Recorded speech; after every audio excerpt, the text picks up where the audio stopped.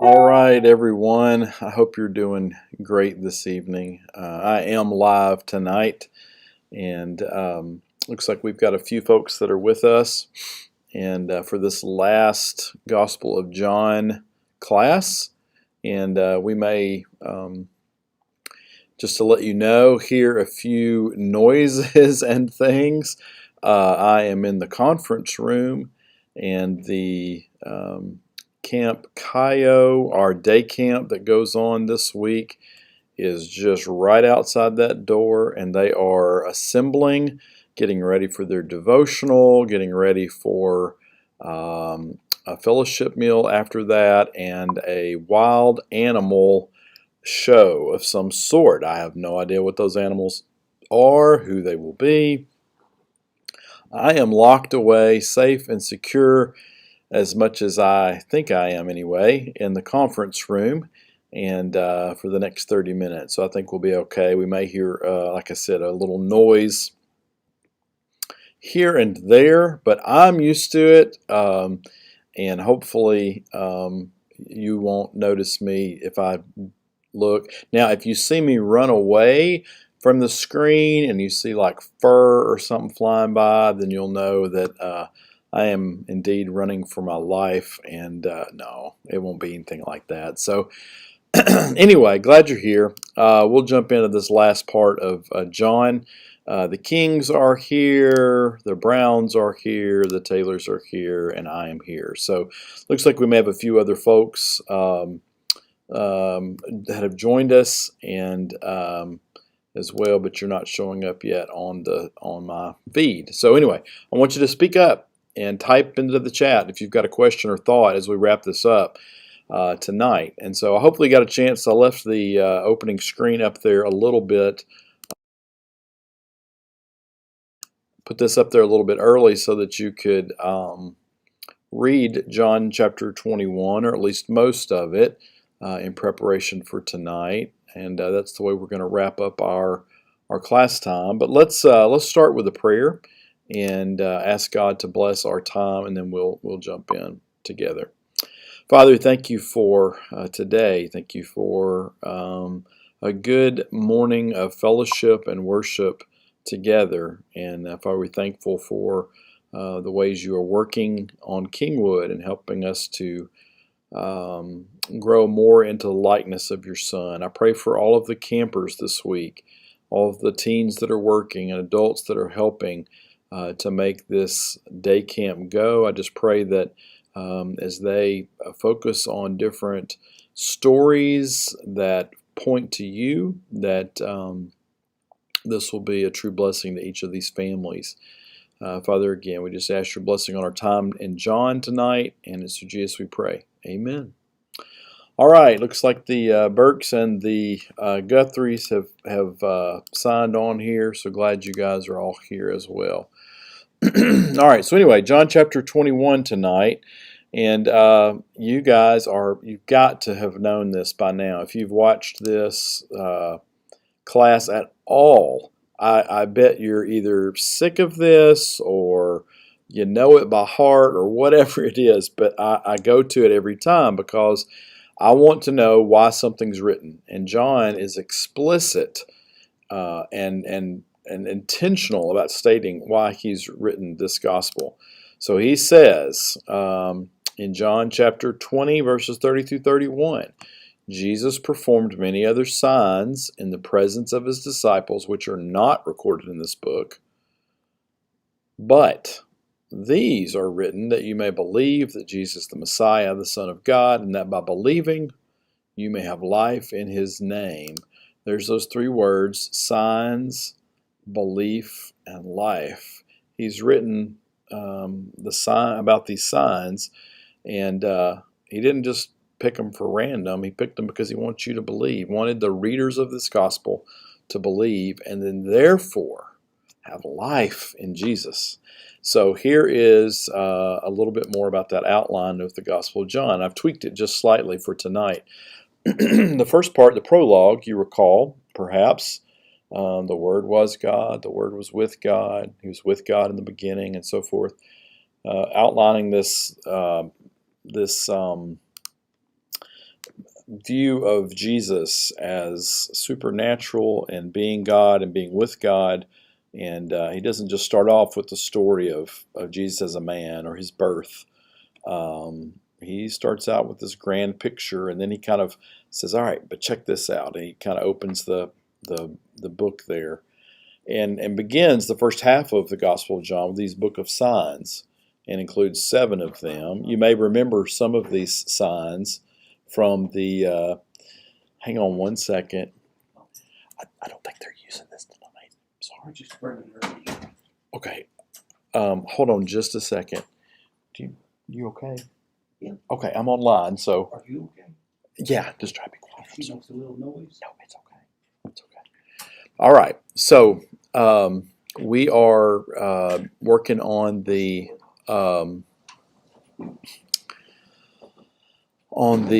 Gospel of John again, and so the prologue is chapter 1 through 18.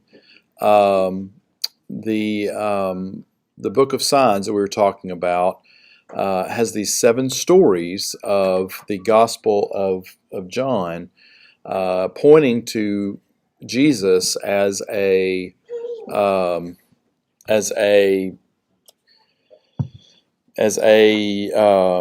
hold on just a second. Is there somewhere else y'all could go? I'm sorry. Is there somewhere else? I'm so sorry. I'm online doing this Bible study live, and How long are you going to be? 30 minutes. Okay. So Well, we were just told this was the nursery, so okay. They probably didn't know I was in here. I'm sorry. don't worry about that. I'll be done in about 15 or 20 minutes. Come on, baby, grab that. I'm sorry. Yeah, take that. Come on. All right, here we go. Come on, Bob. All right, sorry about that, guys. Don't worry about that. No, I apologize. You're doing the Lord's work. Well, so are you.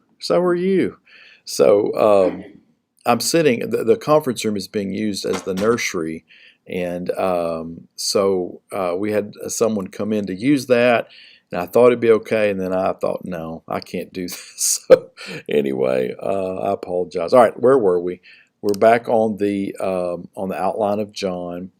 The book of signs, the first half of the book of John talks about the number of these 7 signs that point to who Jesus is, ending with the resurrection of Lazarus. And then we went through the book of glory that talks about Jesus being glorified and ends with his resurrection. Now we come to this last part in chapter 21, which is kind of a bookend to the prologue. You have the prologue at the beginning, the epilogue at the end. So let's see kind of where we're headed from here. And we'll look at most of chapter 21, not all of it, but let's read it together. Afterward, Jesus appeared again to his disciples by the Sea of Galilee. It happened this way. Simon Peter, Thomas, also known as Didymus, Nathanael from Cana in Galilee, the sons of Zebedee, and 2 other disciples were together. I'm going out to fish, Simon Peter told them, and they said, we'll go with you. So they went out and got into the boat, but that night they caught nothing. Early in the morning, Jesus stood on the shore, but the disciples didn't realize that it was Jesus. He called out to them, friends, haven't you any fish? No, they answered. He said, throw your net on the right side of the boat, and you will find some. When they did, they were unable to haul the net in because of the large number of fish. Then the disciple whom Jesus loved, put in parentheses there, John, right, said to Peter, it's the Lord. And as soon as Simon Peter heard him say it's the Lord, he wrapped his outer garment around him, for he'd taken it off, and he jumped into the water. The other disciples followed in the boat, towing the net full of fish, for they were not far from shore, about 100 yards. So Peter, get this, just if you will, Peter and John are in this boat together, and Peter has got his upper clothing off. He's been working, man. You know, and John realizes that it is that it's the Lord, and he says something to Peter. Peter realizes it, and he throws on his clothes, which I would be thinking, no, that's when you take your clothes off so you can swim, right? But anyway, in that culture, that would have been appropriate. So he jumped, but they're not far, just 100 yards. So Peter swims 100 yards in to the beach. which I think is crazy. But he's a fisherman, right? So the other disciples followed in this boat, and when they landed, they saw a fire of burning coals there with fish on it and some bread. Jesus said to them, "Bring some of the fish you've just caught."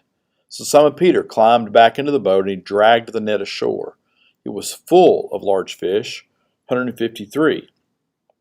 But even with so many, the net was not torn. So a couple of things that come out of this. Peter, very strong, physically strong person to be able to do this. He was the one that initiated this fishing trip. Perhaps it was his vessel. And it's recorded, this number, 153. Been a lot of debate about what this means, why the specific number. I think a lot of that is probably unnecessary, and it's just people looking for some symbolism, and maybe there is some. But the point about it is that it wasn't just a nebulous. It's just it's a bunch. It was a specific number. They counted them, 153. Now, a good fisherman will know, I caught this many on that trip, this many on that trip, and so on and so forth. And this was the size, and this was the biggest one, and they were all average. And so these fishermen had kept up with the number that they caught, or at least they caught them once they got them in. So perhaps that's the significance there. Jesus said to them, "Come and have breakfast." All right? They'd been out all night fishing, hadn't caught anything. They're tired. They had this huge catch, and then none of the disciples dared ask him, "Who are you?" They knew it was the Lord. Well, Jesus came. He took the bread and gave it to them. And he did the same with the fish. Now, reference Jesus taking the bread, giving it to them. What is that reminiscent of?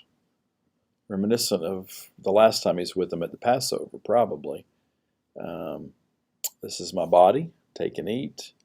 This is the cup, represents my blood, take and drink. And so there was some familiarity with him serving them in this way. And so Jesus serves them breakfast that he's cooked on this fire.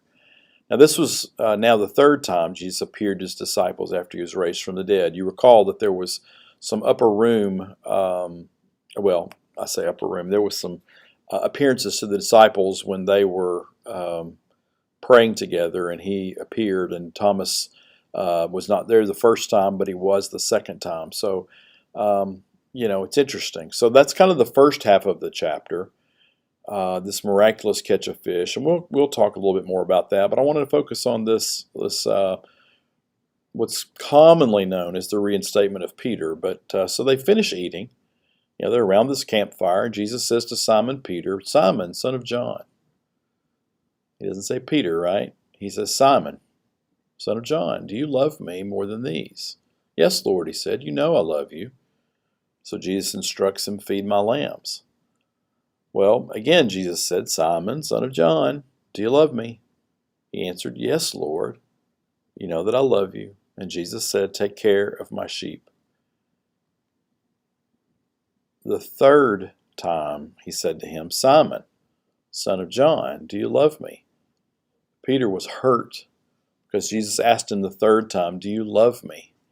And he said, "Lord, you know all things. You know that I love you." And Jesus said, "Feed my sheep." Well, very truly, I tell you, when you were younger, you dressed yourself and you went where you wanted. When you're old, you're going to stretch out your hands and someone else will dress you and lead you where you don't want to go. Jesus said this to indicate the kind of death by which Peter would glorify God. Then he said to him, "Follow me." Now, we know in the remainder of John, there's another little exchange about Peter asked Jesus, "Well, what about him?" And he's talking about John, and Jesus basically says, "Well, what's that to you?" And so anyway, there's a little more to the chapter, but for our purposes, that's what I wanted to cover. So interesting, a lot of time has been spent on the exact words for love that Jesus used when he asked Peter, and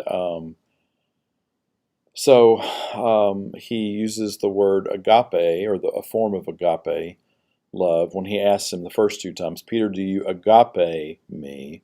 That self-sacrificing love.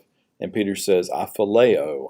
I have a friendship type of love. And he answers that way. Well, the third time, Jesus asks him, do you phileo me? As in, okay, you love me like a friend. And Peter says, yes, you know I do. And I am your friend. I love you that way. And so much has been made about that, and I think probably rightfully so. But I also think that maybe those words were used more interchangeably than we might know or recognize. I don't know.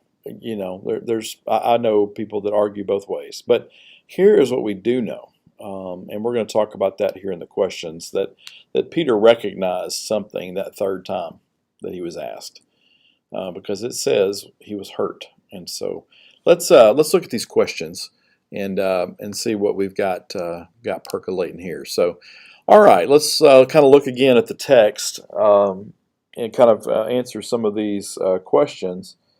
And then the second set of questions, we'll talk a little bit more about application. So the first one, why did Jesus choose to reveal himself to the disciples in this way? Why do you think? Why do you think Jesus chose to reveal himself to the disciples via a breakfast on the beach? Or was that how he revealed himself? Well, what about the fishing incident? Does that bring back any other stories? And I kind of hinted at it there in the question itself. I put in parentheses Luke 5, 1 through 11. And Luke 5, 1 through 11, let's look that up quickly. Luke 5, 1 through 11, this is Jesus is standing by the lake, and the crowd is pressing around him. I'm summarizing here. There were two boats. He got into one of the boats. This was the initial call to Simon, put out into deep water, let down the nets for a catch. Simon says, we've worked hard all night, hadn't caught anything, but because you say so, I will let down the nets. When they did that, a large number of fish, that their nets began to break. Does that sound familiar? And so I think there's this sense of, and when Simon Peter, verse 8, realizes this, he falls at Jesus' knees and says, go away from me, Lord, for I'm a sinful man. And they're astonished and so on and so forth. And this is the call for them to be fishers of men. So perhaps this is you know what, guys? Remember your calling. And why were they out there in the first place, right? Why were they out there fishing? Why did Peter say, I'm going to go fish? And there's much debate about this too. Was he right to go fish? Was he wrong to go fish? He's a fisherman, right? He's supposed to be fishing for men, but this was an unusual time following the resurrection of Jesus, and they'd been through a lot. And so they're out there, and Peter and Jesus have this same thing where, no, we hadn't caught anything, and they put their nets down, and boom, this miraculous catch again. Wait a minute, when did this happen last time? And that's when John recognized, oh, that's Jesus. There's no way he could do that but Jesus, right? So I think there's some connecting of the dots there by Jesus that he's revealing to these fishermen who he is, again, just letting them know, yeah, it's me. And so again, how did they react when they realized it was Jesus on the shore? Well, John says something to Peter. Peter throws his clothes on because he's been working and swims. He forget the boat, man. Forget it. I'm gone. And so he swims. And the rest of them are grabbing fish, and they get back up there, and it says what? No one dared ask him who he was. Why? Because they knew. They knew it was Jesus. And so, they're just sitting around eating this breakfast from Jesus, and they're kind of reconnecting with them. Well, how did Jesus choose to restore his relationship with Peter? And it's interesting. I think very simply, he asked him questions. Do you love me? Do you love me? Do you love me? Well, he asked him 3 times. Why? Why did he do that? And how did Peter respond? Those are the next 2 questions there. Peter responded with, yes, I love you. And then the 3rd time, he says, Lord, you know all things. You are God. You're Messiah. You know I love you. And so it's interesting. Peter responds hurt because the last time. And why? Why? Why did Jesus ask Peter 3 times? Well, how many times did Peter deny Jesus? One time, it's funny, Peter, do you love me? And Peter says, yes, Lord, I love you. And then the second time, you can kind of chalk it up to just checking in, right? You sure you love me? That 3rd time, though, it's like, did I stutter? Were you, did you not hear me? Was I not clear? And I love this, what Chip says here. Peter was still feeling guilty over his denial. Breakfast was an intimate setting where family, yes, the table. In this case, there wasn't literally a table, but there was the fellowship of the meal. And that's exactly right. And so, in the presence of the others that were there, now it wasn't all of them. It says that 7 of them went out. Some were named, some were not. We know Nathaniel was there, and we know John was there, but 7 of the remaining 11, there was 4 that were somewhere else, and that's certainly fine. But it was intimate, and it had been a long night, and they'd been in these boats working and talking and wondering, and this thing probably was sitting in Peter's chest, this whole thing, like, man, it did not end well with me. I did exactly what he said I was going to do. He knew I would do it. I denied him. I denied that I would do this. And this thing is between them, right? And so it needed to be worked out. And so Jesus brings it up. It's funny to me. Jesus doesn't come at him and say, Peter, why'd you deny me? I told you were going to do it. I knew you would. And he doesn't. He just kind of says, Peter, do you love me? Peter? He doesn't say Peter. Actually uses his given name, not the name that Jesus gave him, Simon, son of John. But he asks him these 3 times, and that 3rd time, man, that had to hurt a little because it says it did, but it did, man. And then Jesus instructs him, feed my sheep, man. Feed my sheep, my lambs. And so powerful way to emphasize this last one, how there's a connection between love and service. If you love me, then this is what I want you to do. I want you to put your big boy pants on and get back out there and feed my sheep. And you're going to give your life for me. You're going to give your life for me. And when you're old, when you're young, you did what you wanted to do. When you're old, you're going to be led where you don't want to go. And speaking of the way Peter was martyred and executed, and so powerful way to end John, isn't it? This epilogue compared to the glory and the signs and the prologue, and then John kind of says, "All right, here's a story for you that kind of will." Launch into the future of the church, that Peter is going to be pivotal in leading, and Jesus reinstated. I mean, wouldn't it have been awkward not to resolve this rift, if you will, in the relationship? Again, the rift was based on something Peter did, not Jesus. But Peter is now reinstated. And so let's look at some application.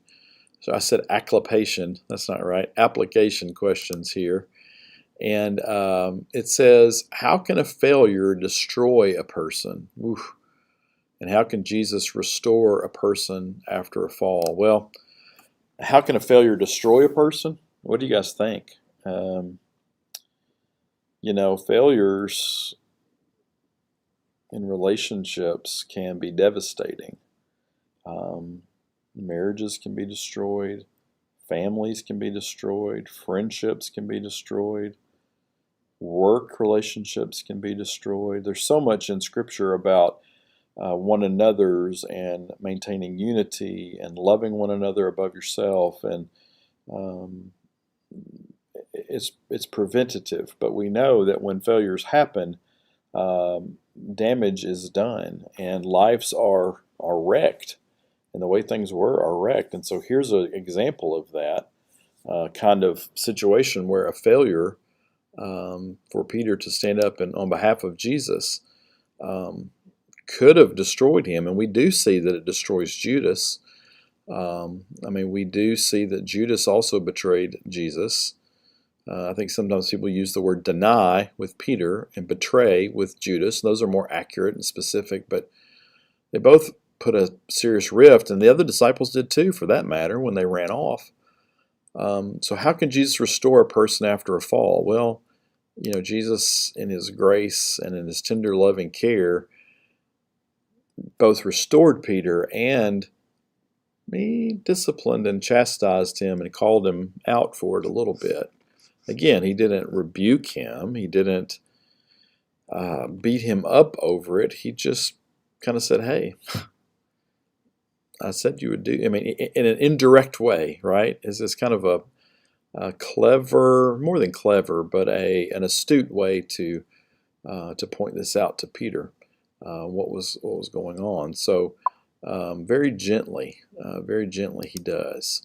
So what tends to hinder us from accepting and enjoying God's forgiveness? So when we mess up, is there something that hinders us? Peter was very eager to come back to Jesus when he realized it was Jesus on the shore. I might have been a little more, I think I'm going to hide in the boat. I really screwed up. I really messed up. And Peter was much more, I don't know if he, again, impulsive again or what, but he jumped out of the boat, and then I'm going to grab the fish. I'm just got to kind of keep busy. I'm going to, manage this way. Well, how do you and I react? We all have our go-to thing. Some of us are more direct, and we want to get it out. Others of us are a little more reserved. Others are a little more, irritable, prideful. Pick away. We all have our tells, if you will, about the things that we do. But what tends to hinder us, I think sometimes is embarrassment, is feeling shame and guilt still over something, or thinking it's unforgivable. Those are things that impact us accepting forgiveness. So what hope does this story offer us? And maybe this next question is related. How does this inspire us to handle mistakes and failures? Well, it's funny. I can't tell you how many times, if I'm preaching or teaching or I say something, and I know Jeff and others can say this, but someone will come up and say, "Man, I almost went forward today to ask for prayers. That was just such a good message. I needed it, but I just didn't want people to think something. You know how people are." I'm like, "Oh no, we can't be that way, church. We cannot be that way." But I know what they're talking about, because the minute someone humbles themselves, especially if it's something that is done in that's something maybe nobody knows about. It's just maybe a sin in your heart. Maybe you're harboring bitterness or lust, or you've done something that is not public knowledge, but you feel convicted and you want to get it off your chest. You want forgiveness. You want prayers for support, and you go forward, and then people are wondering, well, what did he do? What did she do? And I think, honestly, I hope that honestly there's more grace and forgiveness offered than that, and it's just Satan speaking in there. Don't do it. Don't do it. Don't throw light onto the darkness. Don't do it. You know what people think. I really pray that that's more what it is than actually people judging and talking and gossiping and so forth. Because whenever I've seen people go forward, whenever I've gone forward before at points in my life and just said, I need the prayers of the church, I have felt strength and people wrapping their arms around and encouragement. And it's a good thing, a beautiful thing. And it's not this cast the eye of judgment, the stink eye of judgment on people. Lord, if it's that, forgive us. That is just wrong. If Jesus could forgive us of all of our sins, if Jesus in this instance could forgive and release Peter from the guilt and shame that he was feeling for this mistake, man, who are we to not forgive somebody? Who are we to judge somebody? And so, anyway, this should inspire us that we need to be a people who are done with sin, and we are inspired to fess up and say, look, I am struggling with doubt. I'm struggling with anger. I'm struggling with just being apathetic. I'm struggling with, and I get it, the big assembly may not be the best place for that. I think Chip pointed out a minute ago, here's this intimate setting where things get worked out. Maybe small groups, maybe a small group of friends, maybe come into the elders, come into a minister or a trusted friend, a group of friends. And would you guys pray for me? Pray for our marriage, pray for my work, pray for my parenting, whatever it is. Instead of making this this public pronouncement, sometimes it's just easier to ask for prayers from friends. And we need to figure out a way to make this the norm. The norm, not the abnormal where, a few times a year someone is desperate enough or feels enough guilt, or it's something public that they feel like they need to go forward, or everybody feels like they should go forward. This needs to be the norm. Lord, help me. I've been put in this church for a reason. This is my team. This is my family, and we gotta get to where that's normal. And there's a lot of ways we can do that. We just have to be willing to maybe be a little outside the box and be a little more not concerned about tradition. And there are appropriate times for all of these things. But we need to make sure people have this outlet of confession and sharing. I've just gone to preaching now. I'm getting way off maybe, but I think that's part of what this story is about. So anyway, because when you've experienced, look at the last next to last bullet point, and we'll end with that. When you've experienced God's forgiveness in some meaningful way, it is freeing. It is freeing when you have, if you've got a rift in a relationship and you apologize and confess your part of it, even if it is 1% of the 100% of that relationship, when you confess that and say, look, brother, if I've offended you, if I've hurt you, sister, if I've wronged you in any way, please forgive me for my part. And you are sincere about that, then you are forgiven by God, maybe forgiven by that person, hopefully, eventually, but you are freed up to not have to carry that anymore because the price has been paid on the cross. And that's a great, great, wonderful, wonderful experience, a feeling.